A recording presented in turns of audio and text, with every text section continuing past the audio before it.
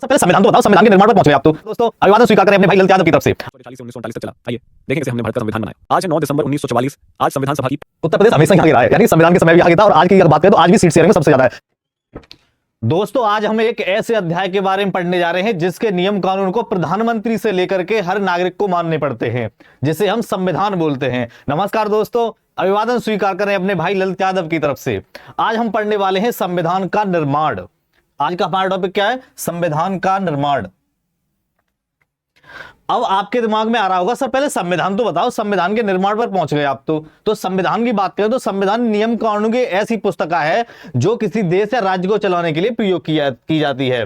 तो सर ये फिर कैसे बनी? यानी कि अचानक तो बनने की कुछ तो इसके बारे में हुआ होगा। हाँ, तो उसके बारे में बता रहा हूं। क्या हुआ था कि आज से 200-300 साल पहले मोनोपोली हुआ करती थी, यानी राजा महाराजा शासन करते थे। लेकिन क्या है कि उस समय को बदलते हुए देशों में फिर राष्ट्रपति होने लगे, प्रधानमंत्री होने लगे, तो इनका जो टेन्योर था वो 5 साल होता था। तो 5 साल बाद ये नियम कानून को बदलते थे। नियम कानून को बदलते थे तो क्या लोगों को प्रॉब्लम बहुत ज्यादा होती थी। तो फिर एक व्यक्ति हुए जिनका नाम था हेनरी मैन। उन्होंने इस संविधान का विचार दिया कि हर देश अपना एक फिक्स संविधान बना ले और उसी के अकॉर्डिंग देश को चलाए। तो हेनरी मैन नाम के व्यक्ति थे, उन्होंने संविधान के बारे में बताया था। आपको एक व्यक्ति का नाम मिलेगा यहां पर, देखो सर हेनरी मैन, मैं लिखे दे रहा हूं यहां पर। क्या नाम था उनका? Sir Henry man. ये ब्रिटेन के रहने वाले थे।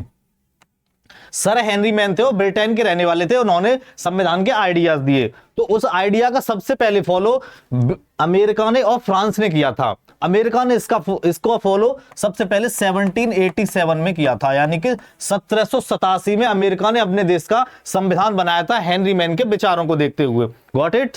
समझ में आया? यानी कि अमेरिका ने अपना बना लिया, अमेरिका का बन गया। उसके बाद में भारत में इसकी शुरुआत कैसे हुई? क्या था कि हमारा देश ब्रिटिशों का गुलाम था, अंग्रेज हमारे यहाँ शासन कर रहे थे। उन्होंने संविधान तो बनाया था बट उन्होंने अपने लाभ के लिए बनाया था, उससे भारतीयों का शोषण हो रहा था। तो फिर क्या है कि जब हमारा देश आजाद हुआ उसके बाद हमने निर्माण किया, लेकिन उससे पहले भी हमने समय समय पर मांगे उठाई कि भारत के लिए संविधान होना चाहिए और ऐसा संविधान होना चाहिए जिससे भारतीयों का शोषण रुक सके।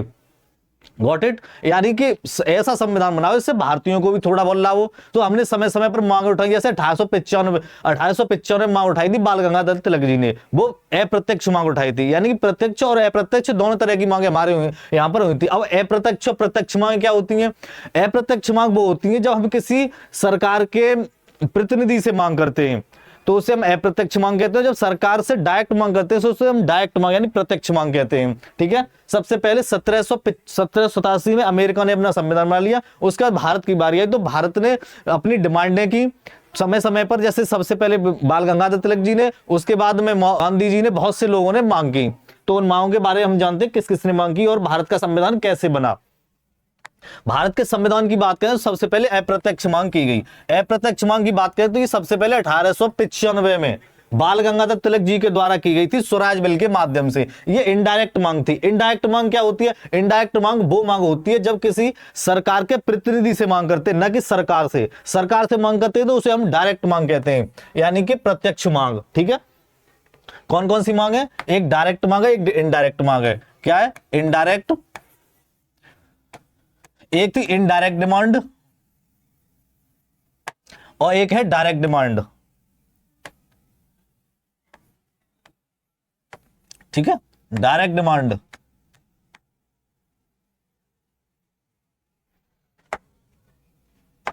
ये गलत हो गई स्पेलिंग।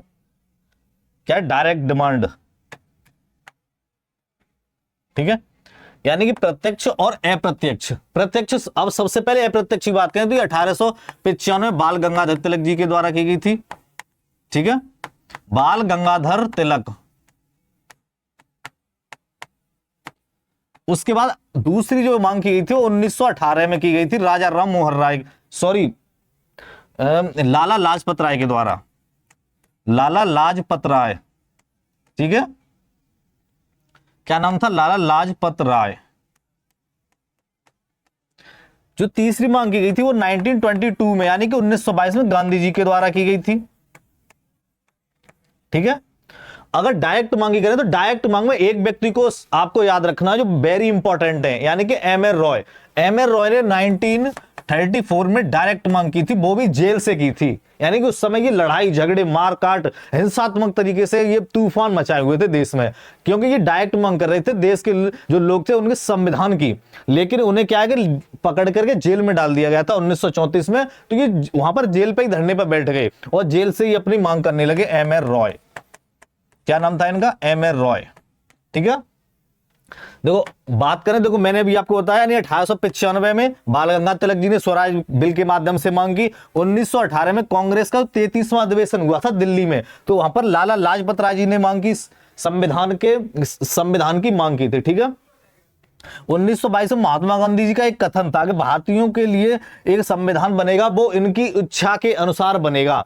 यानी कि भारत के जो लोग हैं उनके लिए संविधान बनेगा वो उनके अनुसार होगा। ऐसा नहीं है कि ब्रिटिश अपने हिसाब से बना दें, अपने नियम कानून को लगाएं, उसमें भारतीयों का शोषण हो या कुछ और तरह की ऐसी चीजें हो जो भारतीयों को नुकसान हो। तो गांधी जी ने कहा था कि भारतीयों की इच्छा अनुसार होना चाहिए। ठीक है, 1927 की हम बात करें तो 1927 में मोतीलाल नेहरू जी के द्वारा भी इनडायरेक्ट मांग की गई थी, उन्होंने भी इसकी मांग उठाई थी।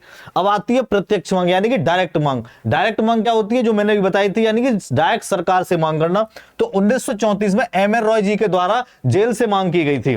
उसके बाद 1937 में पंडित जवाहरलाल नेहरू जी ने मताधिकार यानी वयस्क मताधिकार के आधार पर संविधान की मांग की। वयस्क मताधिकार क्या होता है? नौजवानों के वोटों के आधार पर, यानी कि जो व्यक्ति नौजवान हो चुके हैं, एज्ड हैं, वो भी वोट डालेंगे, बट जो नौजवान है जिनकी उम्र 18 वर्ष हो गई है वो भी उसमें वोट डालेंगे और ये उस संविधान की मांग करेंगे। वयस्क मताधिकार। अभी कमेंट में आप बताओ वर्तमान वयस्क मताधिकार की एज कितनी है।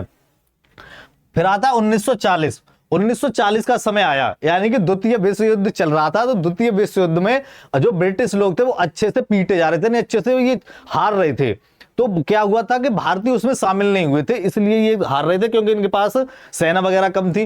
तो 1940 में ये आए भारतीयों के साथ कि भाइयों हमारे साथ आ जाओ युद्ध लड़ने के लिए, और हम तुम्हारी जब युद्ध खत्म होगा तो तुम्हारी वो संविधान सभा बना देंगे और संविधान का निर्माण कर देंगे। लेकिन भारतीयों ने यहां पर भी इनको मना कर दिया कि भाई हम युद्ध में शामिल नहीं होंगे, हमें अपना एक संविधान चाहिए, और संविधान ही नहीं हमें आजादी भी चाहिए, और आजादी से कम पर हम कोई समझौता नहीं करेंगे। यानी अगस्त प्रस्ताव यानी ये खुद ही आए थे भाई हम तुम्हारा संविधान बना देंगे, हमारे साथ द्वितीय विश्व युद्ध में शामिल हो जाओ, लेकिन हमने मना कर दी थी। ठीक है, गॉट इट। यानी कि समय समय पर मांगे उठी संविधान बनाने के लिए। कब कब उठी? 1895 में, 1918 में, 1922 में, 1927 में, 34 में, 37 में और 1940 में। तो ये खुद ही बोल रहे कि हम संविधान तुम्हारा बनाने को तैयार हैं, तो हमारे साथ द्वितीय विश्व युद्ध में आ जाओ। ठीक। क्या आपको पता है कि भारत का संविधान बनने में कितनी मुश्किलें आई थी? आज मैं आपको दिखाने वाला हूँ वो पूरा सफर जो 1944 से 1939 तक चला। आइए देखें कैसे हमने भारत का संविधान बनाया। आज है 9 दिसंबर 1944। आज संविधान सभा की पहली बैठक है। आज से भारत का फ्यूचर डिसाइड हो रहा है। सभी लोग फंडामेंटल राइट्स पे बहस कर रहे हैं। अब बात सिर्फ आज़ादी की नहीं रही, अब बात भारत के भविष्य की है। आज तारीख है 29 अगस्त 1947 और आज उठाया गया है एक ऐतिहासिक कदम। ड्राफ्टिंग कमेटी बना दी गई है और हाँ, उसका चेयरमैन मैं हूं। यानी ये कहानी थी। फिर उसके बाद में क्या हुआ कि चीजें बदली। अब संविधान 1946 में हमारी जो पहली अंतरिम सरकार थी वो बनी थी। तो जब अंतरिम सरकार बनी थी तो वो सरकार जब बनी थी जब ब्रिटेन में सरकार बदली थी, यानी चर्चिल था वो हट गया था और उसकी जगह पर एटली प्रधानमंत्री बने थे। जब एटली प्रधानमंत्री बने तो उन्होंने संसद में यह घोषणा की कि हम भारत को 1946 में आजाद कर देंगे, लेकिन किसी कारणवश नहीं हो पाया। लेकिन जो अंतरिम सरकार थी भारत की वो 1946 में बन गई थी, जिसके अध्यक्ष जवाहरलाल नेहरू जी थे।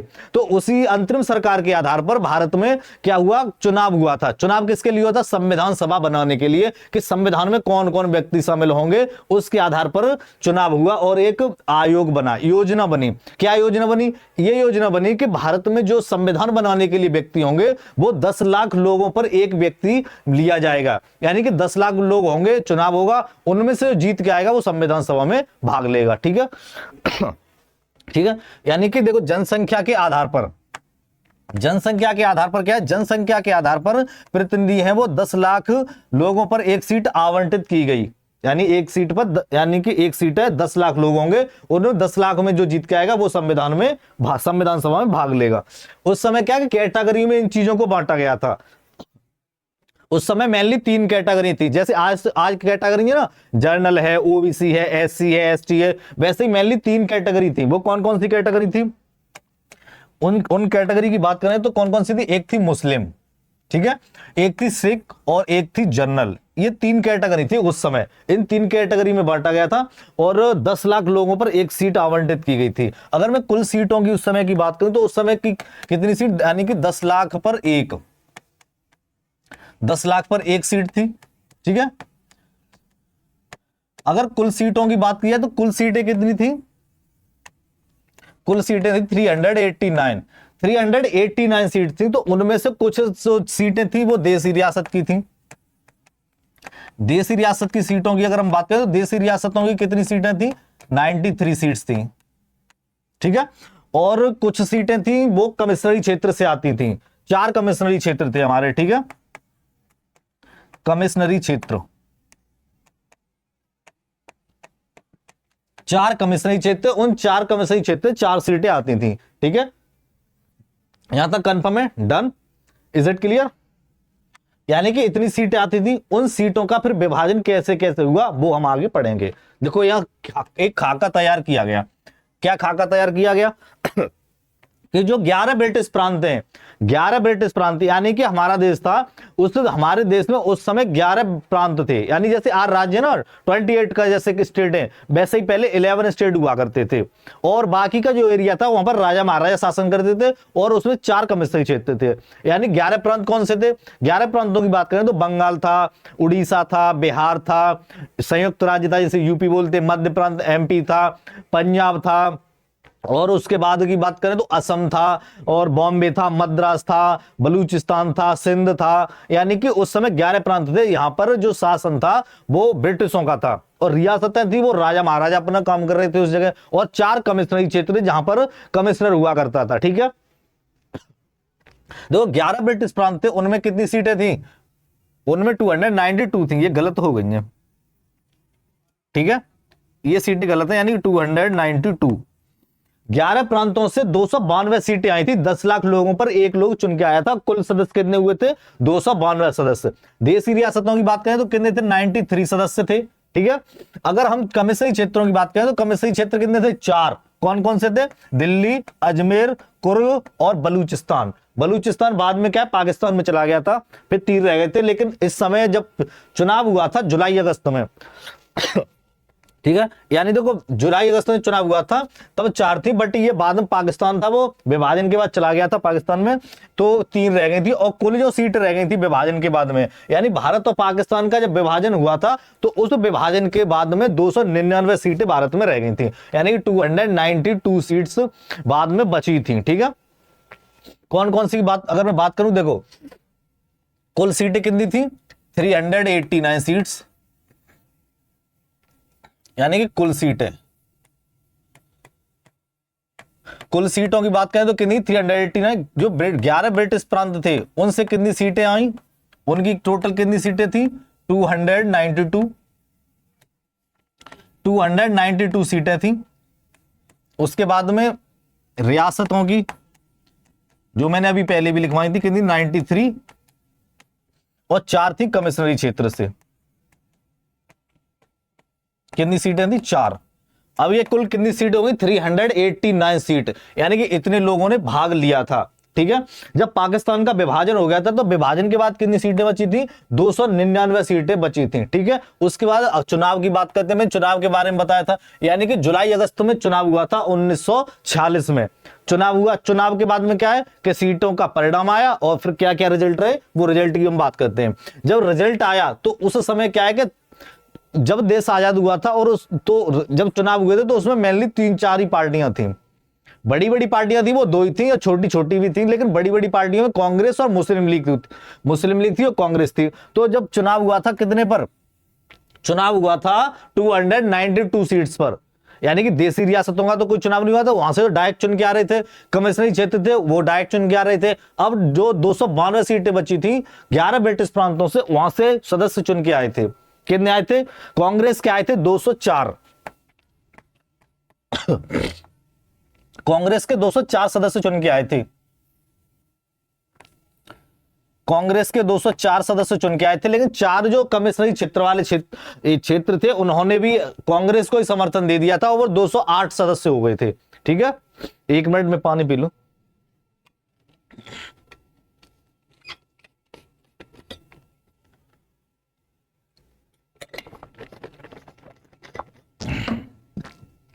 कांग्रेस की कुल 204 सीटें, जब चुनाव का परिणाम आया तो कांग्रेस ने 204 सीटें जीती और जो 4 सीटें कमिश्नरी क्षेत्र की थी उन्होंने इन्हें ही समर्थन दे दिया था। ठीक है, मैं एक बार फिर आपको पूरी डिटेल से बता देता हूं। यानी कांग्रेस ने कितनी सीटें जीती? कांग्रेस ने 204 सीटें जीती प्लस 4 कमिश्नरी क्षेत्र इसमें शामिल हो गए थे और ये सीटें कुल 208 हो गई थी। ठीक है, जीत की बात करें तो कितनी इसने जीती थी। उसके अलावा जो मुस्लिम लीग थी उसने 73 सीटें जीती थी। मुस्लिम लीग की बात करें तो उसने कितनी सीटें जीती थी? मुस्लिम लीग ने 73 सीटें जीती थी। Got it. 8 निर्दलीय सीटें जीती थी। 8 निर्दलीय सीटें आई थी। निर्दलीय का मतलब क्या होता है कि जो बिना पार्टी के चुनाव लड़ते हैं उन्हें हम निर्दलीय कहते हैं। यानी कि निर्दलीय सदस्य कितने थे? निर्दलीय सदस्यों की हम बात करें तो निर्दलीय सदस्य 8 थे। कितने? निर्दलीय सदस्यों की बात की जाए तो निर्दलीय थे 8, यानी 8 सीटें निर्दलीय होकर आई थी, यानी कि अब किसी भी पार्टी के सदस्य नहीं थे। ठीक है, उसके अलावा जो 7 सीटें बची, 7 सीटें जो बची वो 7 सीटें 7 पार्टियां जीत के आई थी। वो 7 पार्टियां कौन कौन सी थी वो मैं यहां लिख रहा हूं, इससे मैं रेज कर रहा हूं। ठीक है, क्योंकि यहां पर बनेगी नहीं 7 पार्टी। 7 सीटें थी वो 7 पार्टी जीत के आई थी। वो 7 पार्टी कौन सी थी? 7 पार्टियां, 7 पार्टी की बात करें तो सबसे पहले आती है unionist schedule party. Unionist party 1 seat इसने जीती थी। दूसरी आती है unionist schedule party. Unionist schedule party, इसी पार्टी से भीमराव अंबेडकर जी चुनाव जीत करके आए थे। यानी BR अंबेडकर जी थे वो यहीं इसी पार्टी से चुनाव जीते थे। ठीक है, ये बात याद रखनी है आपको, वेरी इंपॉर्टेंट। यानी कि Bhimrao Ambedkar ji unionist schedule party से चुनाव जीते थे। उसके बाद तीसरी जो पार्टी थी यूनियनिस्ट मुस्लिम पार्टी। ये कुल 7 पार्टियां थी। Unionist Muslim party. चौथी की बात करें तो चौथी कौन सी थी? साम्यवादी। 5वीं की बात करें तो कृषक प्रजा पार्टी। कौन सी थी? कृषक प्रजा पार्टी। 6वीं की बात करें, 6वीं कौन सी थी? 6वीं का नाम बताओ। चलो मैं लिख दे रहा हूं, सिख। सिख के नाम से थी। 7वीं कौन सी पार्टी थी? 7वीं पार्टी की बात करें तो अनुसूचित जाति संघ। अनुसूचित जाति संघ। ठीक है, अनुसूचित जाति संघ। यानी कि 7 पार्टियां थी और 7 सीटें जीत करके आई थी। 8 निर्दलीय थे। कांग्रेस की 204 सीटें आई थी और मुस्लिम लीग की 73 सीट्स आई थी। देखो ये लिखा है, मुस्लिम लीग की कितनी आई थी? 73, कांग्रेस की 204। अन्य सीटें, अन्य नहीं है यहां पे, अन्य में 8 आएगा। ठीक है, यहां गलत लिखा है, अन्य में 8 सीटें आएंगी और 7 सीटें 7 पार्टियां जीत के आई थी। देखो एक इंपॉर्टेंट, यानी नोट डाल के लिखो इसे, जो मैंने अभी बताया था। यानी कि पहले यूनियनिस्ट शेड्यूल पार्टी से, यानी भीमराव अंबेडकर की जी कह रहा हूं मैं, यानी कि यूनियनिस्ट पार्टी से ये बंगाल से चुनाव लड़े थे, लेकिन बंगाल का विभाजन हो गया था तो वो सीट पाकिस्तान में चली गई। फिर ये महाराष्ट्र के पुणे से जीत करके आए थे यूनियनिस्ट शेड्यूल पार्टी से। पहले यूनियनिस्ट पार्टी से पूर्वी बंगाल से चुनाव, यानी कि बंगाल से चुने गए। विभाजन के बाद यह क्षेत्र पाकिस्तान में चला गया, जिसके बाद वह बंबई प्रेसिडेंसी से पुनः चुने गए। यानी बंगाल से द्वारा इन्होंने इलेक्शन लड़ा था भीमराव अंबेडकर जी ने। ठीक है, यूनियनिस्ट शेड्यूल पार्टी, ये पार्टी आपको याद रखनी है। ठीक है, उसके बाद हम इसके सदस्यों की बात करें। सदस्यों की बात करें तो सदस्यों में क्या था? सबसे जो ज्यादा महिलाएं थी वो उत्तर प्रदेश की 5 महिलाएं थी। कुल महिलाएं कितनी थी? 15 महिलाएं थी। यानी भारत की आवाज कौन कौन बने थे? इसमें सारे लोग थे, यानी कि SC भी थे, ST भी थे, महिलाएं भी थी, पुरुष भी थे, पढ़े लिखे भी थे, अनपढ़ भी कुछ थे। राजा महाराजा थे, रियासत के लोग थे, बहुत से इसमें लोग शामिल हुए थे, सब तरह के लोग थे इसमें। महिलाओं की अगर हम बात करें तो इसमें कुल 15 महिलाएं शामिल थी, यानी 15 महिलाएं। लेकिन ये 15 महिलाएं थी, इन 15 महिलाओं ने फिर संविधान पर केवल 8 ने ही हस्ताक्षर किए थे संविधान की। अगर हम बात करें तो सबसे ज्यादा महिलाओं की बात करें तो सबसे ज्यादा महिलाएं यूपी से थी। सबसे ज्यादा महिलाएं, सबसे ज्यादा संविधान सभा महिलाओं की बात करें तो 5 महिलाएं थी यूपी से। ठीक है, कुल कितनी थी? कुल कितनी थी? 15 थी। और हस्ताक्षर कितनों ने किया था, यानी कि संविधान पर हस्ताक्षर करने वाली महिलाएं, संविधान पर हस्ताक्षर, संविधान पर अगर हस्ताक्षर की बात करें तो 8 महिलाओं ने किया था। कुल 15 महिलाएं थी और संविधान पर केवल 8 महिलाओं ने ही साइन किए थे। Got it? कुल कितनी महिलाएं थी? 15 महिलाएं थी। एससी की कितनी महिलाएं थी बेटा? एससी यानी कि शेड्यूल कास्ट 26 महिलाएं थी। और एसटी समाज से कितनी महिलाएं थी? 33 यानी 33 महिलाएं थी एसटी से, 26 महिलाएं थी। सॉरी महिलाएं नहीं थी, कुल पर्सन थे, सॉरी वेरी सॉरी, यानी कि कुल सदस्य, यानी कुल सदस्य, कुल एससी समाज के कुल सदस्य कितने थे? 26 और एसटी समाज के कुल सदस्य कितने थे? 33। कुल महिलाएं 15 थी। ओके, सर्वाधिक सदस्यों की बात करें तो सर्वाधिक सदस्य थे वो यूपी से आए थे, फिर उत्तर प्रदेश से। उत्तर प्रदेश हमेशा ही आगे रहा है, यानी कि संविधान के समय भी आगे था और आज की अगर बात करें तो आज भी सीट शेयरिंग में सबसे ज्यादा है, चाहे वो लोकसभा की सीटें हो, चाहे वो राज्यसभा की सीटें हो, चाहे विधानसभा की सीटें हो, चाहे विधान परिषद की सीटें हो, किसी भी चीज की बात करें तो यूपी सबसे ज्यादा है। पॉपुलेशन में भी ज्यादा है, मार्क कार्ड में भी सबसे ज्यादा है, यानी कि उत्तर प्रदेश उस समय भी पहले नंबर पर था। नहीं, 55 सीटें आई थी उस देशी रियासत की। अगर हम बात करें तो मैसूर रियासत थी, उसमें सबसे ज्यादा सदस्य आए थे, 7 सदस्य थे उससे। ठीक है, हैदराबाद की बात करें तो हैदराबाद का कोई भी व्यक्ति, हैदराबाद रियासत का कोई भी व्यक्ति संविधान सभा में सम्मिलित नहीं हुआ था। ठीक है, यानी कोई व्यक्ति, किसी ने भी संविधान सभा में भाग नहीं लिया था। एक बात आपको नोट करके लिखनी है, यानी इंपॉर्टेंट है।